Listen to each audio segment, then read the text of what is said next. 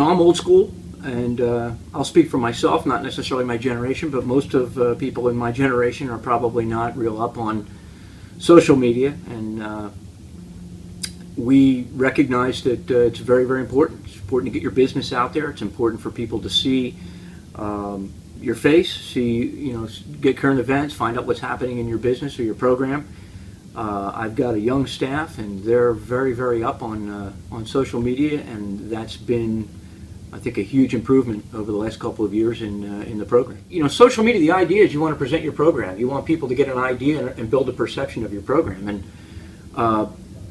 if I'm a young kid up in some state and I'm looking to get recruited and I'm looking at different schools, I'm going to be interested in a guy like Kerry Colott and what he has to say. Kerry was an Olympian and is a very high-profile personality right now in the wrestling world, and he's the guy I'd like to hear from, not necessarily C.D. Mock. So you're probably going to see a lot more of Kerry and my assistant coaches than you're going to see of me. I think I was doing it wrong for a long time, and quite frankly, I came out of owning a couple of businesses before I started coaching, and I was kind of used to doing things myself. And I have now a great staff, very talented individuals, and last few years, redesigning is really more just a matter of delegating and then getting out of the way. The difference is, in the past, I think I probably delegated and stepped on toes, and with a staff like this, it's really easy to get out of the way. Everybody has their own talents and their own assets.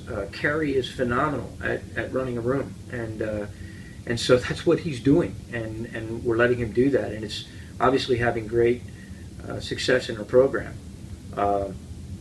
Dennis is doing a lot of recruiting. I help him with the recruiting. Kerry does recruiting too, but everybody, Trevor, has his own area that he's doing. Everybody has their own area of strengths, and we're focusing on keeping everybody in their area of strength and not having them go in their area of weakness. And I think that's really helping our program a lot. Apples and oranges.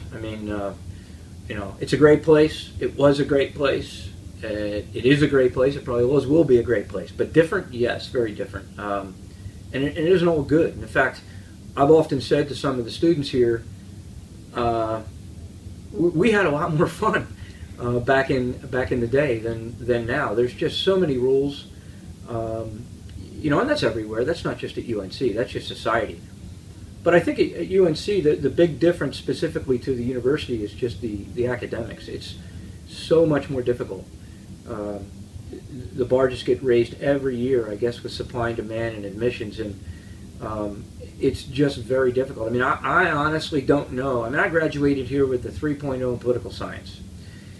I don't know if I could get through this school right now. It is very difficult. We didn't have academic advisors. We didn't have a lot of the help that these guys have. But still, they're not doing the work for you. You've got to do all the work yourself. And in that respect, I think it's much more difficult. Wrestling-wise, the whole wrestling world's changed. Wrestling's significantly different, in many respects better today than it was back when I wrestled. And that's not to take anything away from some of the great wrestlers of the past, but it's definitely different. Wrestling's year-round now. One way or the other, it's year-round. You don't just wrestle for the season. You fall behind quickly, and that has a corresponding price to pay. Your bodies get beat up. I can't even remember a guy on my team that had shoulder surgery. And today, we've got 2 or 3 guys a year that are having shoulder surgeries, and I'm hearing the same thing from other programs. And I think that's because the human body wasn't designed to do all this wrestling. But nevertheless, there's a lot of things that are different. Well, typically in wrestling, you have wrestle-offs, and that's where you basically have a dual meet in your room for each weight. And that determines the top guy. And that still is a factor. We use that as a factor. We have wrestle-offs. But that is certainly not the sole factor. Look, there's a lot of guys who are phenomenal in the wrestling room. They can beat everybody. But you put them out there with a zebra, official, and a whistle, and some fans, and they just are like a deer in headlights.